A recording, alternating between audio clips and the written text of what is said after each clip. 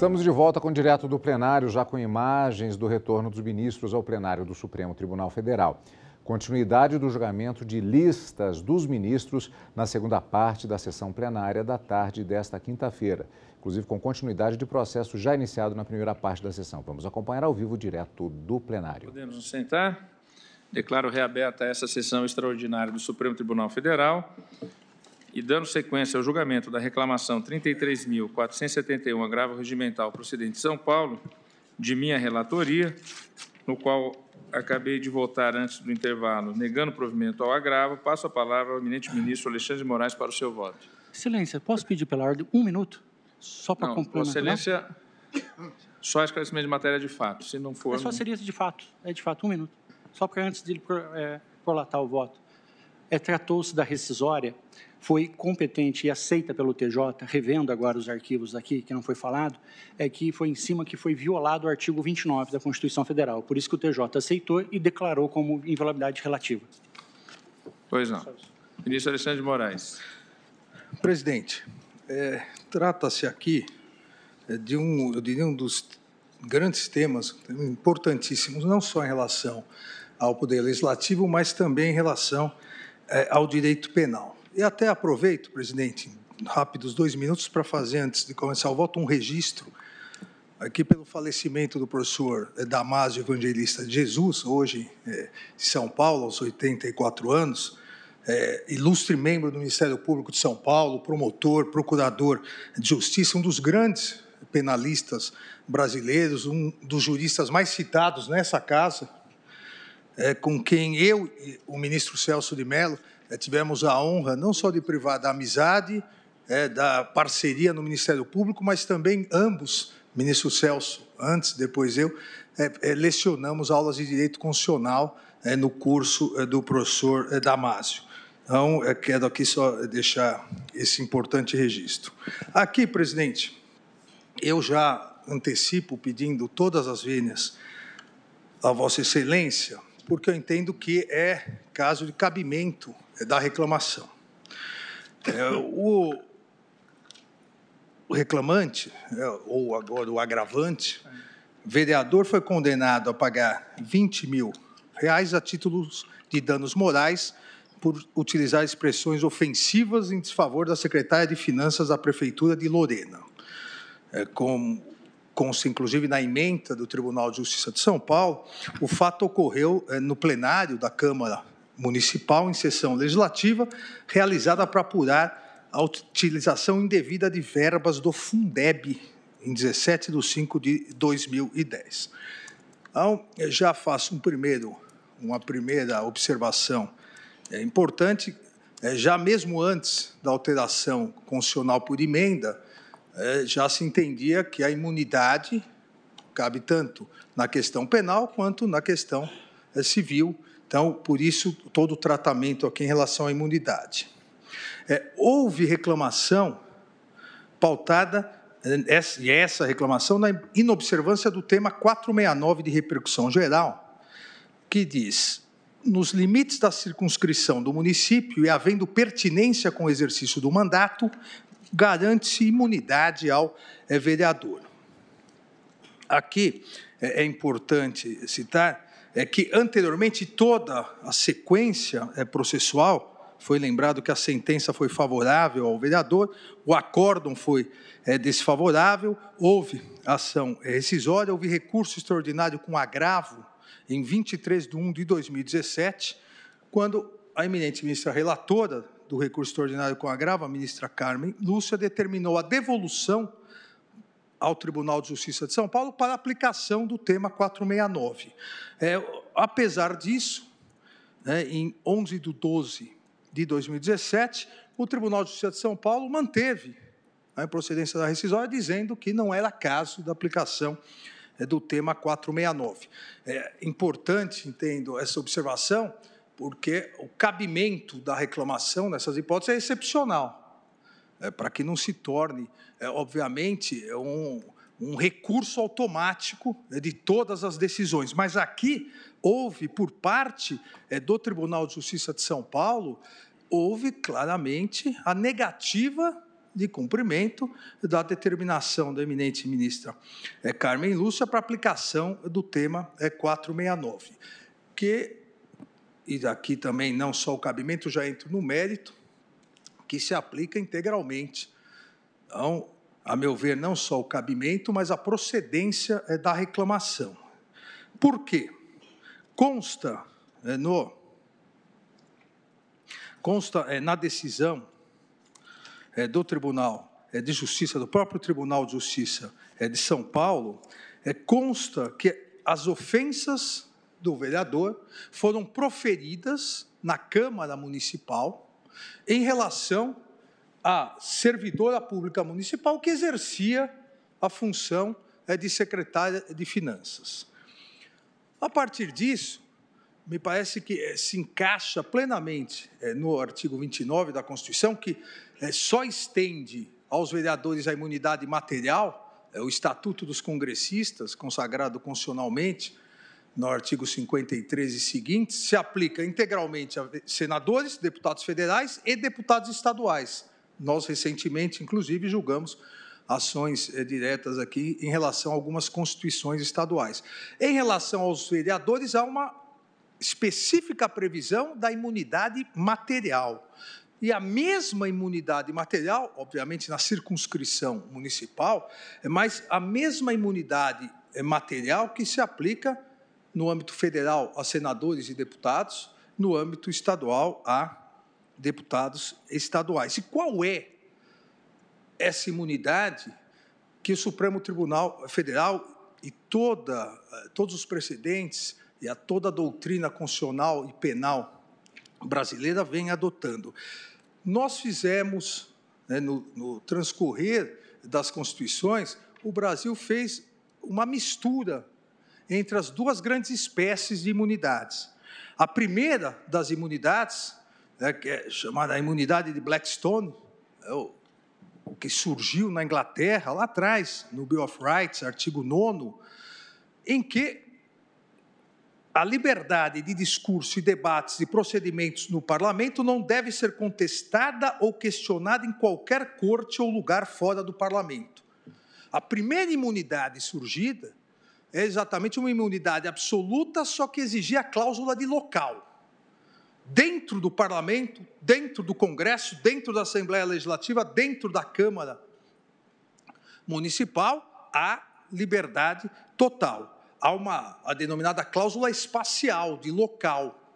Não se exige, por essa primeira espécie de imunidade, um nexo de pertinência, um nexo causal das funções exercidas pelo parlamentar e as eventuais ofensas proferidas. E é absoluta, portanto, nós temos aqui no Supremo Tribunal Federal vários precedentes em relação, Vossa Excelência citou essa diferenciação, em relação a parlamentares federais, em que o Supremo aplica exatamente esse modelo de imunidade. Se for no plenário da Câmara, se for no plenário do Senado, a liberdade absoluta nos termos blackstonianos, diríamos assim.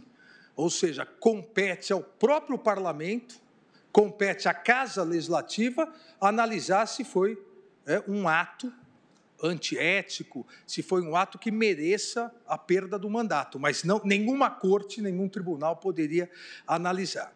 Com o passar do tempo, foi se balanceando, em alguns casos, essa ideia, e a segunda grande espécie de imunidade, ela vem dos estudos de Stuart Mill.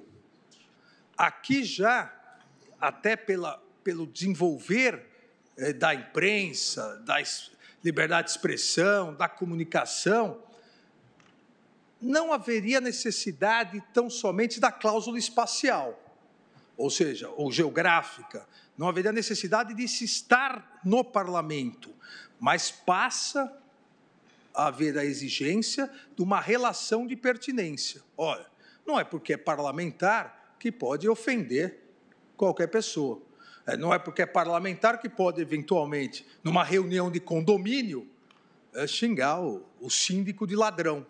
Não há relação de pertinência. Essa nova teoria, que de resto, é a mais aplicada nos países que adotam imunidade, essa teoria passou a exigir um nexo causal entre o que é dito, expressado, criticado e o exercício do mandato. As razões pelas quais aquelas palavras ofensivas foram ditas. Também temos aqui inúmeros precedentes na Corte. No caso em questão, me parece que há aqui uma junção dessas duas grandes teorias. Nós temos presente a cláusula espacial, a cláusula geográfica, as palavras ofensivas foram ditas na Câmara Municipal e nós temos o nexo de implicação recíproca, ou seja, por que o vereador disse essas palavras? Por mais grosseiras, ofensivas que possam ser consideradas, por que o vereador disse essas palavras? Porque compete ao Poder Legislativo, no caso, ao Poder Legislativo Municipal, a fiscalização dos atos do Executivo.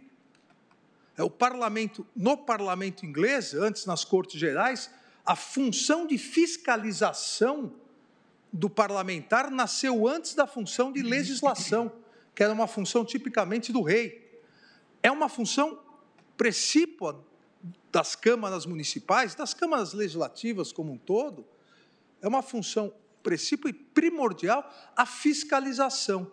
E o nexo de fiscalização aqui existe. Se falava da questão da aplicação, da utilização de verbas do Fundeb, eventuais desvios, um vereador da oposição apontando eventuais desvios, apontando eventuais ilícitos praticados, veja, verdade ou não, ofensivas ou não, as palavras, o vereador tem esse direito, e a partir disso, inclusive, consta nos autos, e também foi dito da tribuna, a partir disso foi instalada uma comissão parlamentar de inquérito para apurar exatamente esses fatos, que acabou resultando na própria demissão, antes de concluída a CPI, da demissão da secretária pelo prefeito. Ou seja, parece que o pronunciamento efetuado no ambiente da respectiva Casa Legislativa, aqui no caso a Câmara Municipal, por parte do vereador, se encaixa exatamente nos termos do que a Constituição, no artigo 29, estabeleceu aos parlamentares municipais. Até porque é a única imunidade que tem o parlamentar municipal. O parlamentar municipal só tem a imunidade de voz, de voto, de opinião. Restringir, principalmente no ambiente das câmaras municipais, essa imunidade me parece extremamente perigoso. Por isso, excepcionalmente, saliento, isso excepcionalmente entendo cabível a reclamação e voto no sentido do provimento do agravo regimental e já da procedência da reclamação. Vossa Excelência, por favor, ministro Marco Aurélio. Ministro Alexandre de Moraes, concordamos com a ótica de Vossa Excelência quanto à matéria de fundo, mas aqui no caso julgou-se na origem a ação rescisória e se assentou em relação a essa ação de impugnação autônoma, que é a rescisória, um vício processual. Ou seja, na origem, na decisão reclamada, no ato reclamado, não se foi ao mérito. Mas ministro, exatamente, mas mesmo assim, veja, houve nessa ação rescisória recurso extraordinário com agravo, porque não foi recebido o recurso extraordinário em São Paulo, houve o agravo, e na decisão de 23 de janeiro de 2017, independentemente dessa questão, houve a determinação por parte desta Corte, da ministra Carmen Lúcia, para a devolução e aplicação do tema 469. Não, naquele momento, me parece, foi superado esse problema, porque foi analisado pela ministra Carmen Lúcia e se determinou a aplicação do tema 469. Como disse, em 11 de 12 de 2017, ou seja, 11 meses após a determinação da ministra Carmen Lúcia, o TJ entendeu por bem manter a improcedência, dizer que o acórdão estava em conformidade, e aí só transitou em 28 de 2 de 2019. Então, essa questão processual, e por isso, eminente ministro Marco Aurélio, digo que é cabimento excepcionalíssimo da reclamação aqui, porque essa questão processual foi superada, a meu ver, e, portanto, preclusa, no momento em que o recurso extraordinário com agravo, em 23 de 1 de 17, foi admitido pela ministra Carmen Lúcia e se determinou a devolução para aplicação do tema. Isso foi ignorado pelo Tribunal de Justiça de São Paulo. Então, presidente, pedindo todas as vênias a Vossa Excelência, do provimento ao agravo regimental e, desde logo, também julgo procedente a reclamação. Agradeço ao ministro Alexandre de Moraes. Ministro Luiz Edson Fachin, como vota? Senhor presidente, eminentes pares, nesta matéria de fundo, senhor presidente, registra-se uma frase do ex-deputado Raimundo Brito, que, de maneira espirituosa, dizia que a imunidade não foi feita para proteger os santos e os anjos, mas os pecadores. De modo que a imunidade precisamente tem este largo alcance, e foi isso que o ora agravante reproduziu numa das suas peças quando citou julgamento da lavra do ministro Luiz Roberto Barroso em 15 de maio de 2015. Disse o eminente ministro Luiz Roberto Barroso: embora indesejáveis as ofensas pessoais proferidas no âmbito de discussão política, respeitados os limites trazidos pela própria Constituição, não são passíveis de reprimenda judicial. Por isso, senhor presidente, na matéria de fundo, Vossa Excelência fez, inclusive, a observação que não houvera chegado a tanto na decisão que é objeto do agravo. Mas a divergência inaugurada pelo ministro Alexandre de Moraes parece-me que encontrou uma via de razoável sustentação normativa no sentido de verificar que o tribunal de origem, ao receber o despacho proferido pela eminente ministra Carmen Lúcia, no agravo em recurso extraordinário 1.018.685, não deu a devida efetividade ao cumprimento relativo ao enquadramento no tema 469. Por isso, a via que Sua Excelência traz à colação, somado à matéria de fundo, que tenho certeza conta também com a compreensão de Vossa Excelência como relator, até pelas observações que deduziu antes do intervalo desta sessão, eu peço vênia a Vossa Excelência para acompanhar a divergência. Ministro Luiz Roberto Barroso. Presidente, também eu vou pedir todas as vênias a Vossa Excelência. Eu aqui entendo que deva prevalecer a posição divergente. O artigo 29 da Constituição, no seu inciso 8º, prevê expressamente a inviolabilidade dos vereadores por suas opiniões, palavras e votos no exercício do mandato e na circunscrição do município.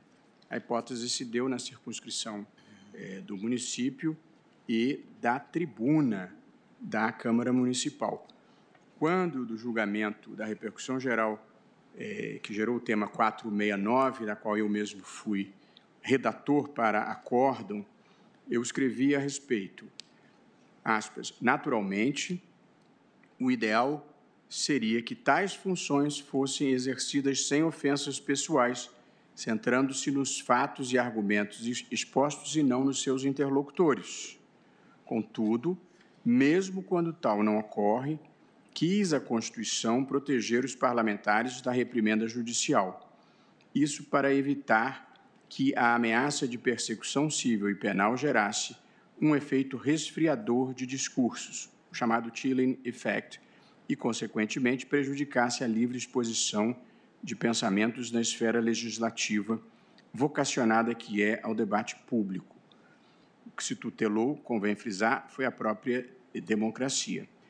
Eu até me disponho, já me dispus em um outro precedente, a revisitar o espaço de abrangência da imunidade parlamentar quando há, de forma virulenta, ofensas que não têm nenhum tipo de relação com o desempenho da função pública, o desempenho da função fiscalizadora e, em certos casos, quando haja a imputação caluniosa de determinado crime.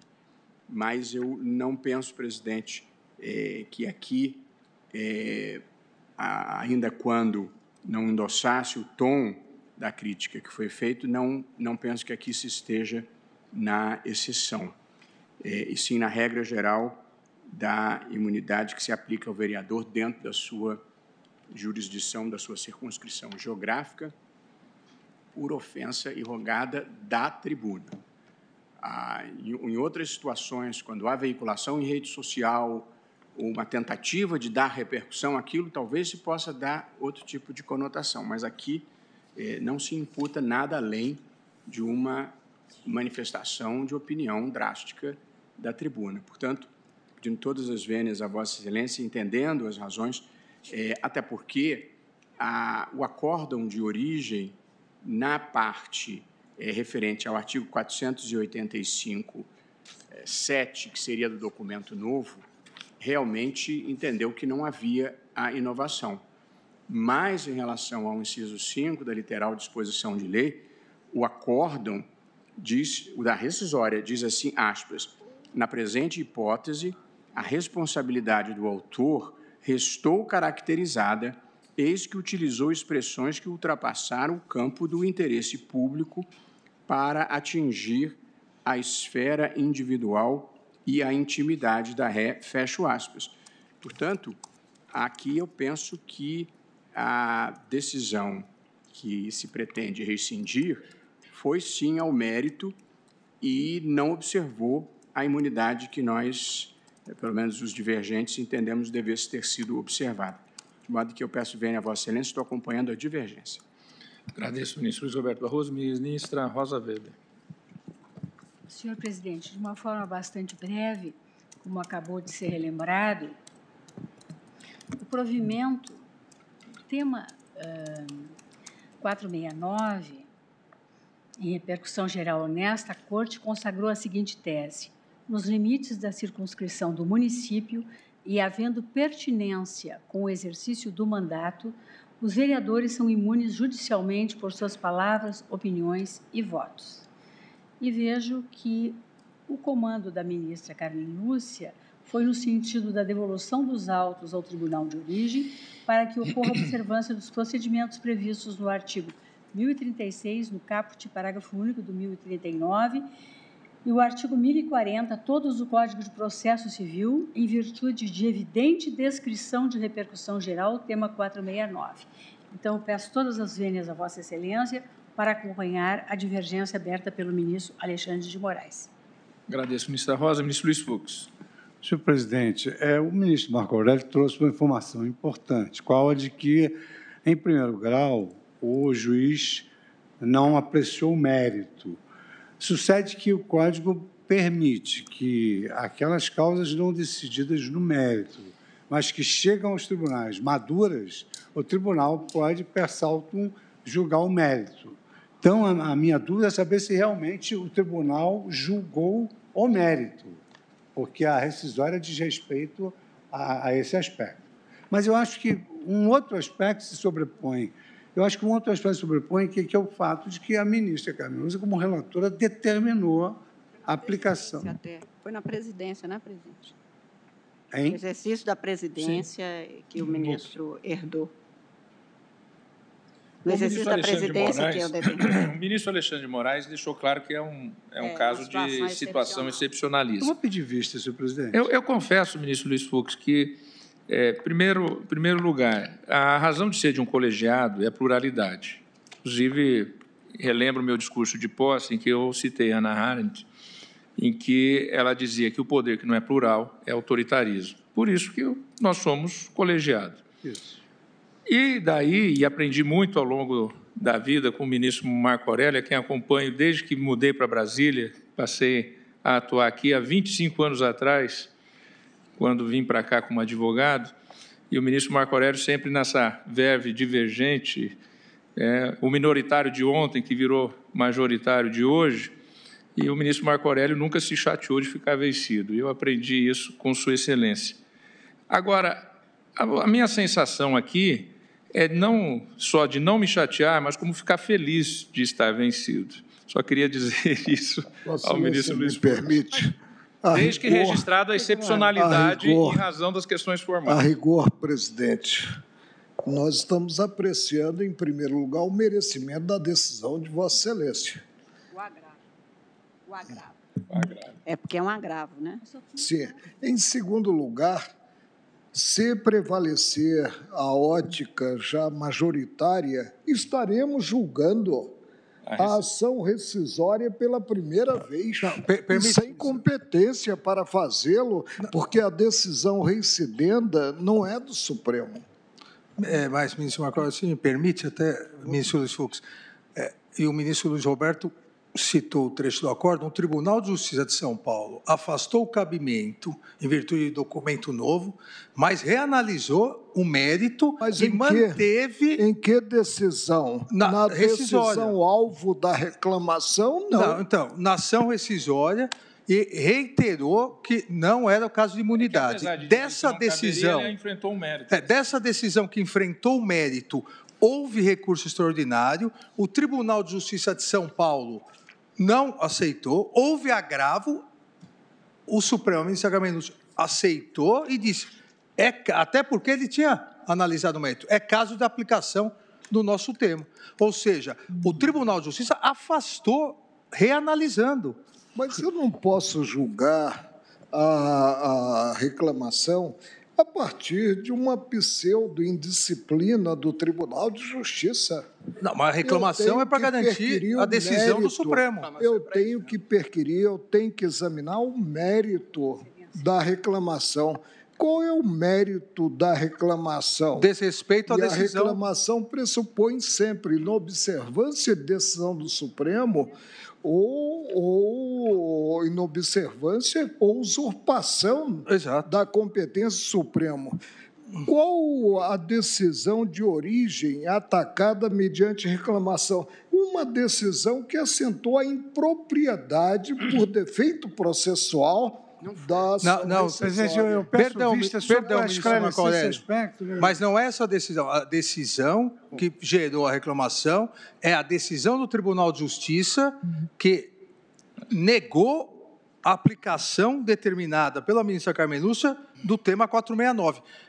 Aqui a data. Eu estou me valendo dia 23, da decisão do relator. Dia 23/1 de 2017, a ministra Carmen Lúcia determinou, depois de 11 meses, o tribunal se negou. Eu não consegui superar a questão formal. Eu estou pronto sempre a defender a ministra Carmen Lúcia. Ministro Marco Aurélio. A autoridade das decisões. Ministro Marco Aurélio, eu não consegui superar essa questão formal. Pois é. Embora a questão de fundo, eu entendo que é de justiça, mas por isso que eu louvo e até disse que fico feliz com uma solução como essa. Mas, diante de precedentes... Tanto que Vossa Excelência, no início, chamou atenção para a circunstância de que o tema é tão sensível, e como Vossa Excelência diz, quem é do interior sabe que Vossa Excelência gentilmente falou que da oposição, eu falo que interior tem lado. Tem o lado que está no poder, tem o outro lado.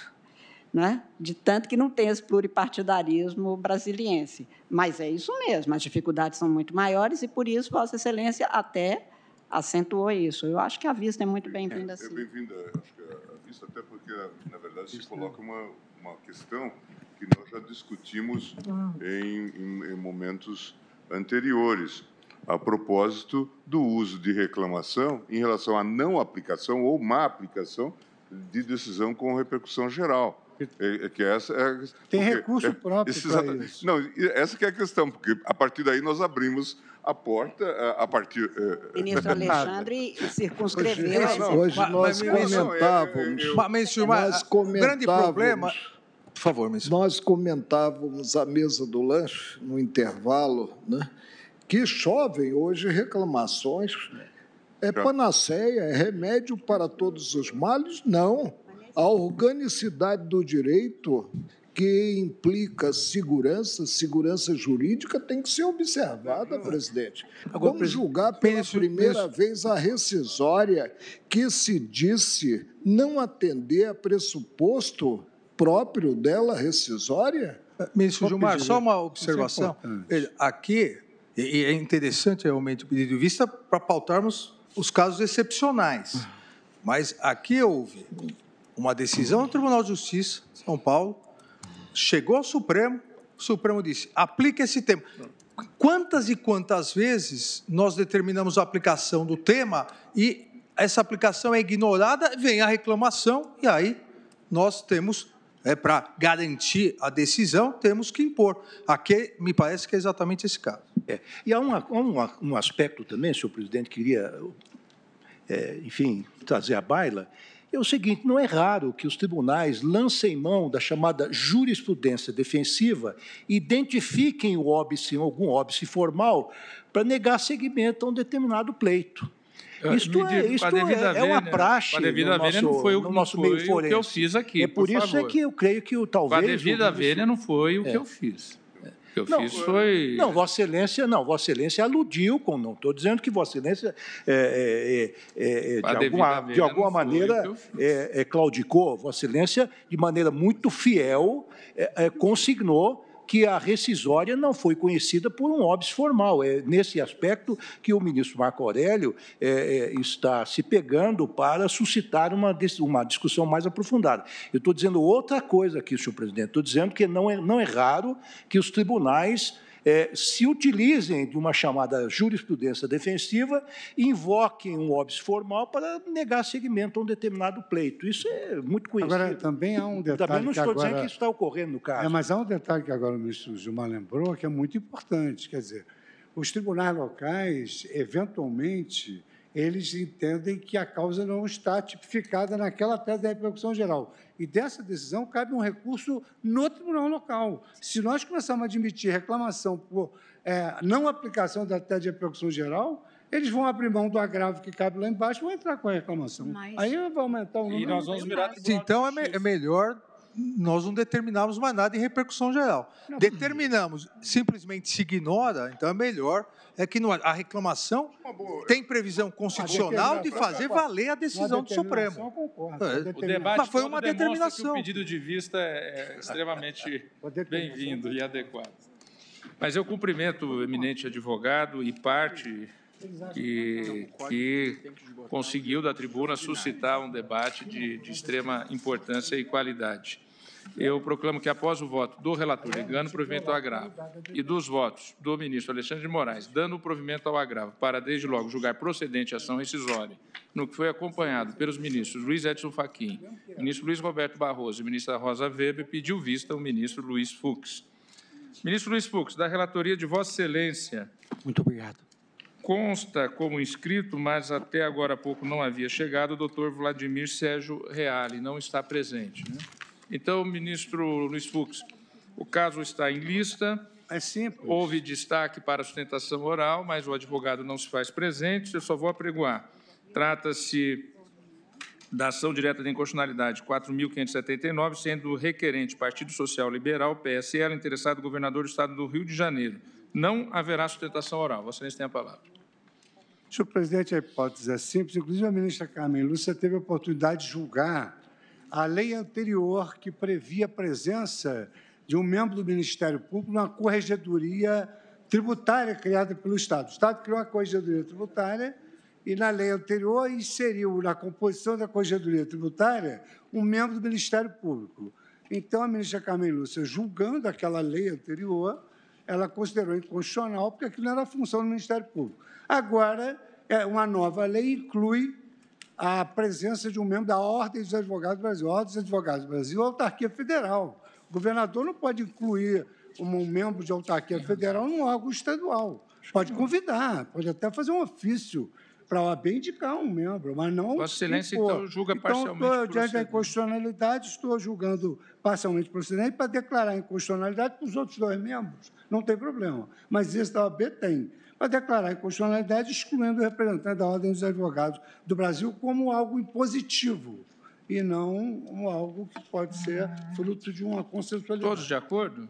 Eu tenho uma posição distinta Pois com a não. devida vênia ao eminente ministro Luiz Fux. Eu entendo que a possibilidade que se abriu foi a Ordem dos Advogados do Brasil da subseção do Rio de Janeiro. E eu estou acolhendo o parecer que está nos autos da Procuradoria-Geral da República, no sentido desta possibilidade de composição do colegiado da Corregedoria Tributária de Controle Externo por representante da Ordem. Entendo que a criação desse órgão, conforme as informações prestadas pelo governador do Estado do Rio de Janeiro, foi e é a redução do poder de influência corporativa nos trabalhos da comissão, razão pela qual se prestigia a composição híbrida da entidade.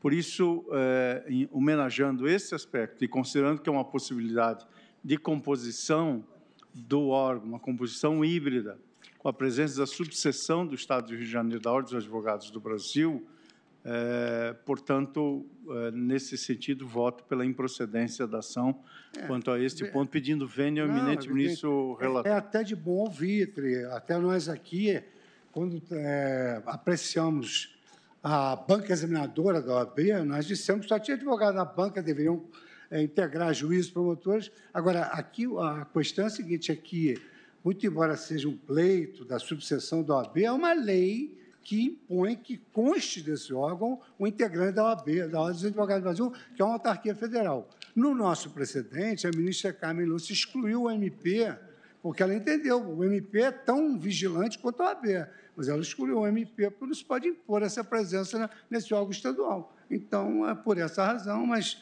claro que a presença da OAB é sempre da transparência e fiscaliza com bastante rigor. Presidente, eu vou pedir vênia ao ministro relator e acompanhar a divergência. Presidente, eu também peço vênia ao ministro relator, até porque, não só nesse caso, como em outros estados, isso é um pleito da própria OAB. A participação da OAB para uma fiscalização maior. Obviamente, aqui não há uma obrigatoriedade, uma vez que oficiada a OAB, se a OAB não quiser indicar ninguém, aquele cargo ficará, aquele lugar, aquela cadeira no órgão, na Corregedoria Tributária de Controle Externo, nesse colegiado, ficará vago.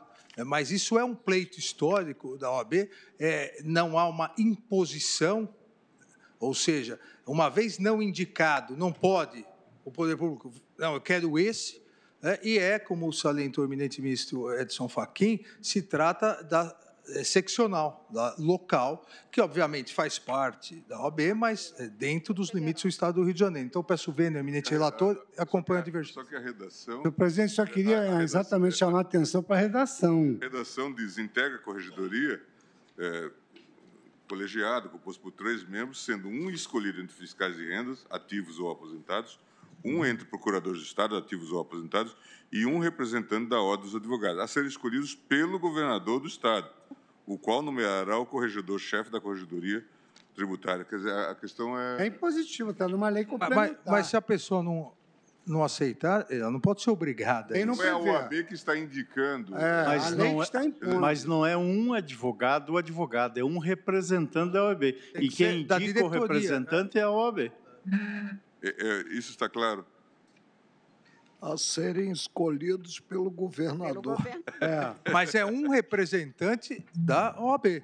Não é um advogado pertencente à OAB, exatamente isso. Mas o representante da OAB tem que estar inscrito na Ordem dos Advogados. A lei impele a OAB a participar. Não tem é um representante no sentido da diretoria da OAB que indica... A não ser que se propusesse uma interpretação conforme. Eu pensei não a interpretação conforme, mas mesmo assim não era o caso. Não é o caso. Há 3 divergências anotadas, ministro Alexandre de Moraes, ministro Luiz Edson Fachin e ministro Ricardo Lewandowski. Alguma outra divergência? Não, a minha leitura também aqui é impositiva, por isso estou acompanhando o relator. Eu acompanho o relator. Eu também acompanho o relator. Acompanha o relator? O relator. Então, por maioria, foi julgada parcialmente procedente a ação, nos termos do voto do relator, vencidos o ministro Alexandre de Moraes, o ministro Luiz Edson Fachin e o ministro Ricardo Lewandowski.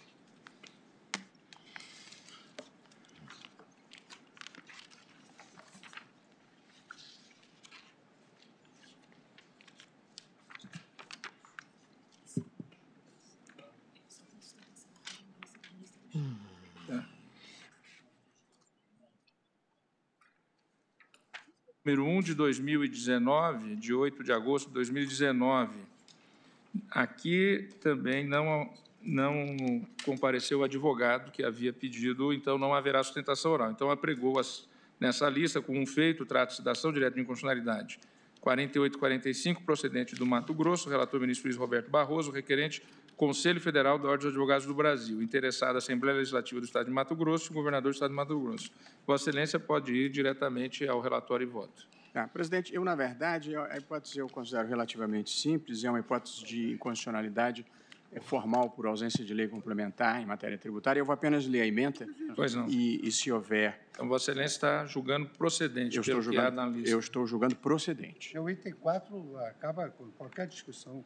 Trata-se de ação direta de inconstitucionalidade que tem por objeto o parágrafo único do dispositivo tal, acrescentado pela lei tal do Estado de Mato Grosso, que atribui responsabilidade tributária solidária por infrações a toda pessoa que concorra ou intervenha, ativa ou passivamente, no cumprimento da obrigação tributária, especialmente advogado, economista e correspondente fiscal. Ainda que a norma impugnada trate exclusivamente de direito tributário, Constituição Federal, artigo 24.1, e não de regulamentação de profissão, que seria o 22.16, há o vício de inconstitucionalidade formal.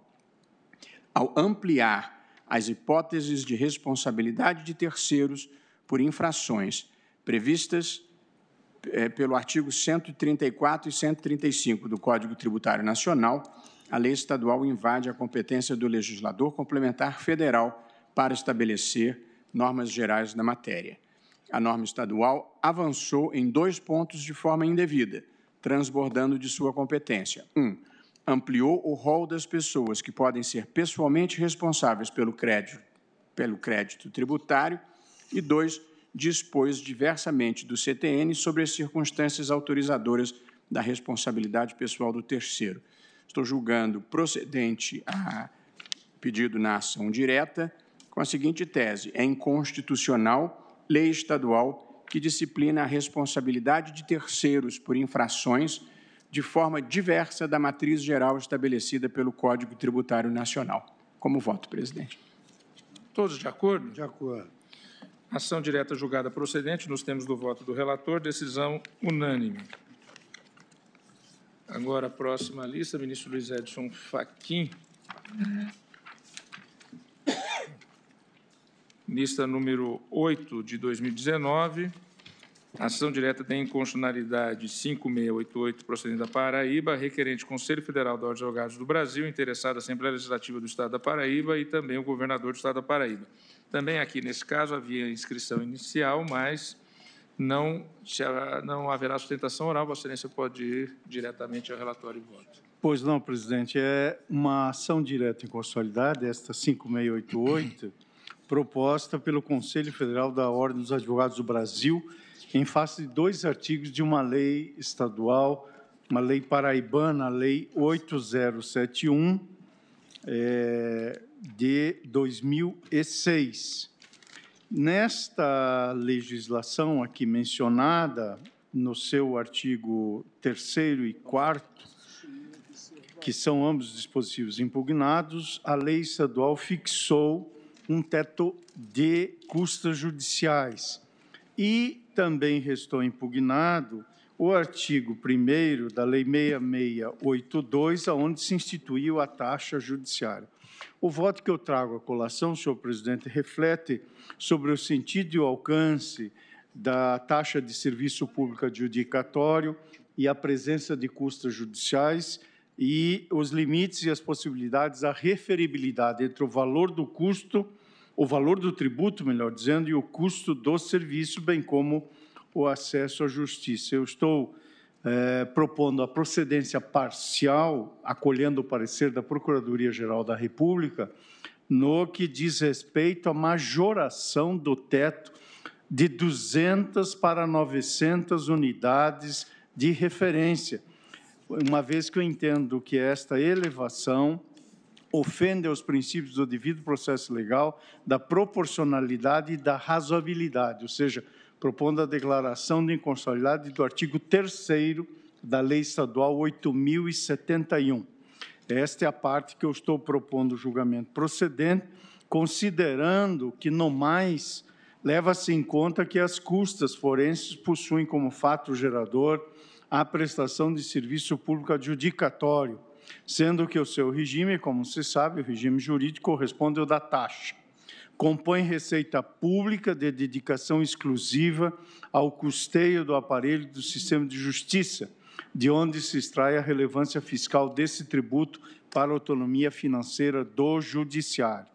Ao lado disso, portanto, ao lado dessa legitimidade das custas forenses, também considero que o acesso à justiça possui por igual assento constitucional e se traduz em direito fundamental diante da acessibilidade igualitária à ordem jurídica e à produção de resultados materialmente justos.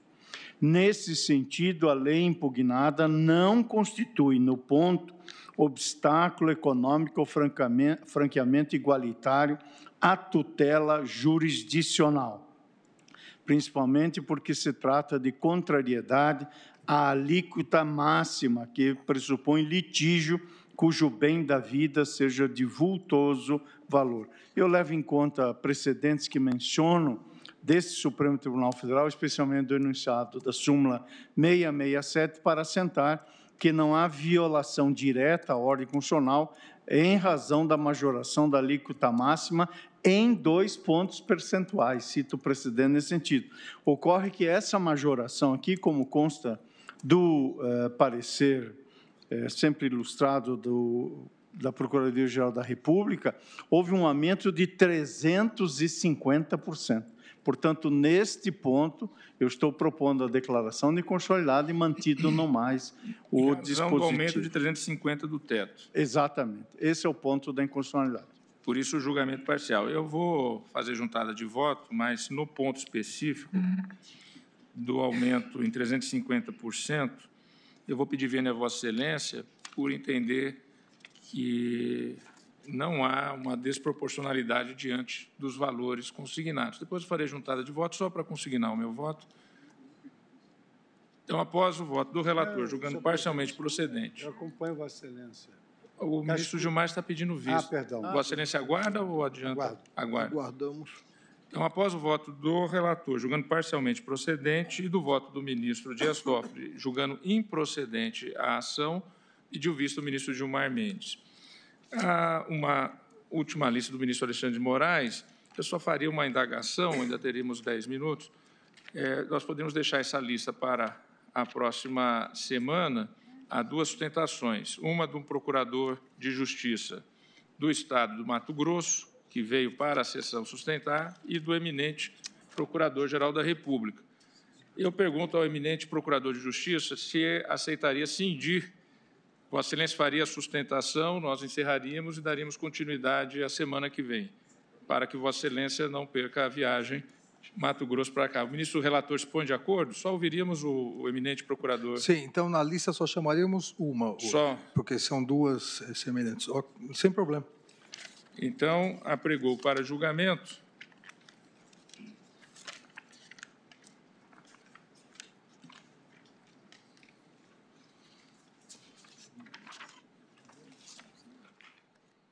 Duas. É a ADI 2838, que é do Mato Grosso. A 2838, que é do Mato Grosso. Então, apregou ação direta de inconstitucionalidade 2838 do Mato Grosso, sendo relator o ministro Alexandre de Moraes, requerente Partido Social Liberal, interessado o governador do Estado do Mato Grosso e a Assembleia Legislativa. Para um breve relatório, ministro Alexandre, ouviremos, então, o senhor Procurador de Justiça e depois interrompemos o julgamento para continuidade na semana que vem. Presidente, aqui é a ação direta de inconstitucionalidade, com pedido de medida cautelar, ajuizada pelo PSL, Partido Social Liberal, para impugnar a validade constitucional do artigo 23, inciso 8º da Lei Complementar 2793 do Estado do Mato Grosso e dos artigos 1º, 2º, em seus parágrafos 2, 3 e 4, artigos 3º, 4º e 6º da Lei Complementar 119 de 2002.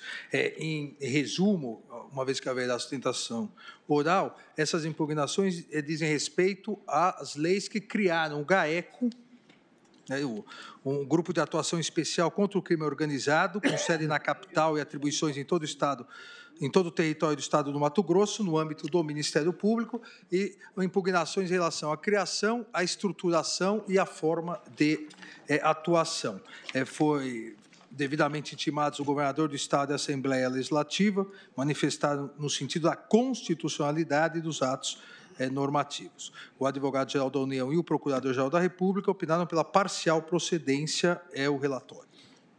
Antes de passar a palavra ao eminente procurador de Justiça do Estado de Mato Grosso, o doutor Wesley Sanches Lacerda, procurador de Justiça, o eminente procurador-geral da República acaba de me dizer que abre mão da sustentação oral nas duas ações que estão na respectiva lista. Então, eu vou aprovar a outra, porque é a mesma matéria, e aí já fica feito o relatório, que é uma matéria semelhante, e no caso do Mato Grosso, que há o procurador de Justiça inscrito, nós ouvimos Sua Excelência e suspendemos para o voto de Vossa Excelência nas duas ações na próxima semana. A ação que está sendo julgada em conjunto para fins de registro, ação direta da inconstitucionalidade 4.624, procedente de Tocantins, também requerente ao Partido Social Liberal, PSL, interessado o governador do Estado do Tocantins e respectiva Assembleia Legislativa. Ambos os feitos estão na lista de número 50 de 2019, de 1º de agosto de 2019, de relatoria do ministro Alexandre de Moraes. Passo a palavra ao doutor Wesley Sanches Lacerda. Bebo água límpida na fonte suprema da Justiça brasileira. Saúdo o Supremo Tribunal Federal, institucionalmente, na pessoa do incomparável ministro Dias Toffoli. Aos ministros, individualmente, saúdo-vos, apesar de ausente momentaneamente, na pessoa do mato-grossense mais ilustre da atualidade, o ministro Gilmar Mendes. Ao excelentíssimo Procurador-Geral da República, homem sem dobradiça nas costas, doutor Augusto Aras,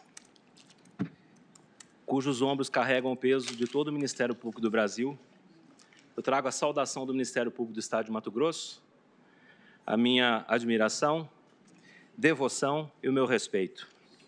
17 anos, excelências, 17 anos se passaram porque trata-se de uma ação direta de inconstitucionalidade ajuizada no dia 29 de janeiro de 2003. 17 anos.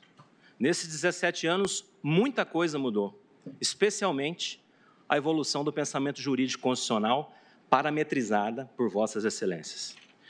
Duas coisas não mudaram nesses 17 anos. Os incessantes e diuturnos ataques ao Ministério Público Nacional e a persistência dos legionários ministeriais por uma nação melhor, mais proba, justa e perfeita. Quero lembrar aqui que os questionamentos acerca da organização do Grupo de Atuação contra o Crime Organizado no Estado de Mato Grosso começaram na instituição orgânica através de uma resolução do ano de 1999 do Colégio de Procuradores de Justiça. Já ali, no âmbito daquela resolução, os principais questionamentos acerca da constitucionalidade davam-se basicamente pela ausência de lei complementar. E em 2002, nós tivemos no dia 20 de dezembro daquele ano, então, o advento dessa lei complementar 119, que é a lei que institucionalizou o GAECO. 39 dias após, ou seja, no dia 29 de janeiro de 2003, nós tivemos a presente ADIM com vários questionamentos. Então, eu me recordo da fábula de Jean de La Fontaine, O Lobo e o Cordeiro, que dizia o seguinte: um cordeiro estava bebendo água num riacho, o terreno era inclinado e por isso havia uma correnteza forte. Quando ele levantou a cabeça, avistou um lobo, também bebendo água. Como é que você tem a coragem de sujar a água que eu bebo? Disse o lobo, que estava alguns dias sem comer e procurava algum animal apetitoso para matar a fome. Senhor, respondeu o cordeiro, não precisa ficar com raiva porque eu não estou sujando nada. Bebo aqui uns 20 passos mais abaixo. É impossível acontecer o que o senhor está falando. Você agita a água, continuou o lobo ameaçador, e sei que você andou falando mal de mim no ano passado. Não pode, respondeu o cordeiro. No ano passado, eu ainda não havia nascido. O lobo pensou um pouco e disse, se não foi você, foi seu irmão, o que dá no mesmo.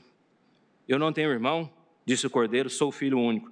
Alguém que você conhece, algum outro cordeiro, um pastor ou um dos cães que cuidam do rebanho, e é preciso que eu me vingue. Então ali, dentro do riacho, no fundo da floresta, o lobo saltou sobre o cordeiro, agarrou-o com os dentes e o levou para comer num lugar mais sossegado. Moral da história: a razão do mais forte é sempre a melhor. Hoje, o Ministério Público do Estado de Mato Grosso espera do Supremo Tribunal Federal a reescritura dessa moral para os seguintes dizeres: a razão do mais justo é sempre a melhor. E eu digo para os senhores aqui, eminentes ministros, excelentíssimo Procurador-Geral da República, os dispositivos questionados. O artigo 23, inciso 8, da Lei Complementar 27/93, que é a antiga lei orgânica do Estado, do Ministério Público do Estado de Mato Grosso, que dizia o seguinte, nesse inciso 8, requisitar da administração serviços temporários de servidores civis ou policiais militares, etc. E, em contrapartida, o artigo 1º, parágrafo 4º, da Lei Complementar 119, 2002, que diz o seguinte, que o coordenador do GAECO também, naquelas situações, poderia requisitar serviços temporários. Bom, em primeiro lugar, pelo direito intertemporal, a questão encontra-se solvida. Há nítida ausência superveniente de condição da ação, por quê? Porque, em 2010, nós tivemos o advento da Lei Complementar 416, que é a atual lei orgânica do Estado, do Ministério Público do Estado de Mato Grosso. E essa lei complementar 416/2010, ela não possui nenhum dispositivo nesse sentido acerca da requisição dos serviços temporários. Então, há supressão normativa nesse aspecto. Inclusive, o parecer da Advocacia Geral e da Procuradoria-Geral da República, no sentido da parcial procedência da presente ADIM, é de que, nessa parte, acerca da procedência no âmbito da requisição dos serviços temporários. Mas se assim não fosse, nessa supressão normativa, se assim não fosse, né, o artigo 8º, inciso 3 da Lei Complementar 75/93, que é a lei orgânica do Ministério Público da União, e diz o seguinte, que para o exercício de suas atribuições, o Ministério Público da União poderá, nos procedimentos de sua competência, requisitar da administração pública serviços temporários de seus serviços e meios e materiais necessários para a realização de atividades específicas. Era exatamente o texto da Lei Complementar 27, já revogada, de 93, e da própria Lei 119/2002, que instituiu o GAECO. Por que eu digo isso? Porque há pertinência, porque por força do artigo 80 da Lei 8.625 de 1993, que é a Lei Orgânica Nacional do Ministério Público dos Estados, há comando subsidiário. Aplicam-se aos Ministérios Públicos dos Estados, subsidiariamente, as normas da Lei Orgânica do Ministério Público da União. Então, haveria possibilidade normativa nesse sentido, mas eu friso que sustento aqui a ausência superveniente de condição da ação, porque nos parâmetros da nova Lei 416/2010, a atual lei orgânica do Ministério Público do Estado de Mato Grosso, não há dispositivo semelhante. Quanto à solicitação do Procurador-Geral de Justiça, de policiais civis e militares, e aí o objeto do cheque de constitucionalidade, é o artigo 2º, parágrafo 2º e 3º da Lei Complementar 119/2002, diz o seguinte, tanto o parágrafo 2º quanto o parágrafo 3º, dizem que policiais civis ou policiais militares serão solicitados nominalmente pelo Procurador-Geral de Justiça e designados ou pelo Diretor-Geral da Polícia, no âmbito dos policiais civis, ou designados pelo Comandante-Geral da Polícia Militar, no caso dos policiais militares, mas sempre, em ambos os casos, ouvido o Secretário de Estado de Justiça e Segurança Pública. É, no mínimo, curioso que se pretenda declarar a inconstitucionalidade de ato discricionário do Executivo, que deliberará e sempre deliberou acerca da conveniência e oportunidade da cessão ou não desses servidores. Quanto ao artigo 3º da Lei Complementar 119/2010, o coordenador do GAECO, 2002, o coordenador do GAECO será um representante do Ministério Público nomeado pelo Procurador-Geral de Justiça.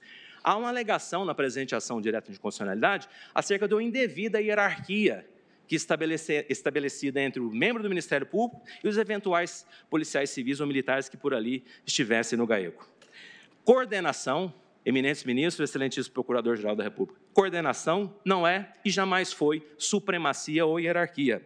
Os agentes do GAECO são designados a título precário e podem ser requisitados de volta ao status quo ante a qualquer tempo pelo Executivo, sem contar que, no âmbito do sistema processual penal tradicional, independente de reconhecermos se há ou não hierarquia, me parece que é dever da autoridade policial sempre cumprir requisições, salvo requisições manifestamente ilegais, requisições do Poder Judiciário e do membro do Ministério Público no âmbito dos cadernos de investigação, conforme a redação do artigo 13 do inciso 2 do Código de Processo Penal.